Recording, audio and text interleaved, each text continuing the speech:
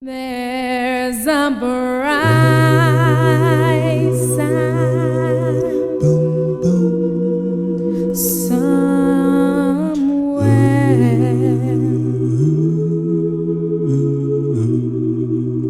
There's a bright. Hello, this is the Monday before Easter Sunday, and I know this is going to be kind of a weird setup this year, not being able to meet and be together. I know that probably some family plans will be done away with and all, but since we're not going to be together, I thought I would do a series this week. I hope to post one each day. I'm not going to promise, but that's my goal, is to post one each day of just shorts. I'm hoping these will be in the 3 to 5 minute range, something you can look at each day if you'd like as we think about Easter week.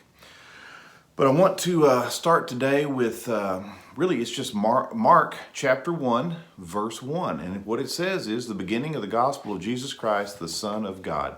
And that's it. I mean, that's the beginning of it. Many people think that this was probably more of what we would call a title to the gospel.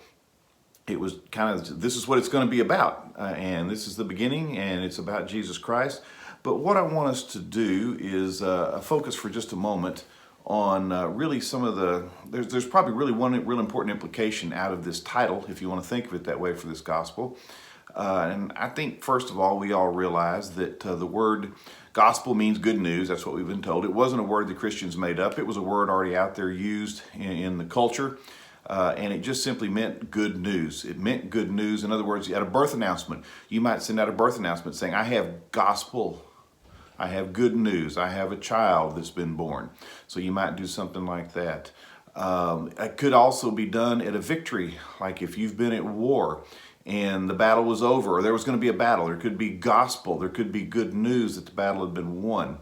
So it was just a word that really just simply meant good news. Now today, gospel for us has a very, I don't know if technical meaning is the right word, but it has a meaning that's definitely religious. And it wasn't religious initially. It just meant good news. But what I want us to focus on is the way that gets translated, because if you look at the beginning of the gospel of Jesus Christ, the Son of God, you'll see that in a lot of translations. But like, for instance, the NIV has picked up on another way. They'll say the beginning of the gospel about Jesus Christ, the Son of God. Instead of translating that word of, they put about in there. In other words, whenever you're doing these translation type things, whenever you run into this of, you've got to decide what you want to do with it. What I'm getting at is that there's a couple of possible different ways that phrase could be meant, the gospel of Jesus Christ. In other words, gospel of Jesus Christ could mean the gospel that he came to preach. In other words, the good news that he had, Sermon on the Mount, his parables, things of that nature, ethical statements. In other words, what was the content of the message that Jesus had? See, the other way of taking that is it could be that the good news is Jesus himself. In other words, the gospel of Jesus Christ can be the gospel that Jesus preached, or the good news that Jesus had to bring, or it could be that the good news is Jesus himself. If this isn't making sense, let me try it another way. Did Jesus come to preach good news or gospel, or did he come so that good news could be preached? And that's kind of the nuance that's given there with this idea of gospel, or this of the gospel of Jesus Christ. Now, whenever I bring this point up, and everybody goes to get somebody in class says, well, it means both. It can mean both. But what I'm getting at is that I still think there's a primacy here. There's a thing that meant something more first. If Jesus didn't come, he wouldn't have been able to preach. In other words, I'm going to go with the NIV on this one. The gospel, the good news, is about Jesus Christ. The good news that we have, the good news that I want to remind us of at the beginning, at the head of this week as we begin it, is that we have good news in Jesus Christ, just in the fact that he came, he died, and that he was resurrected, and that he is at the right hand of God. You see, this week, we are going to be inundated with lots of bad news. What do you think?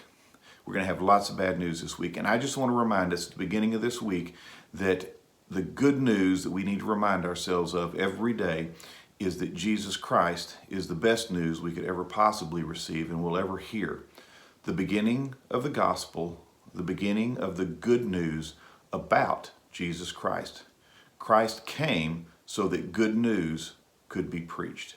Thanks. There's a bright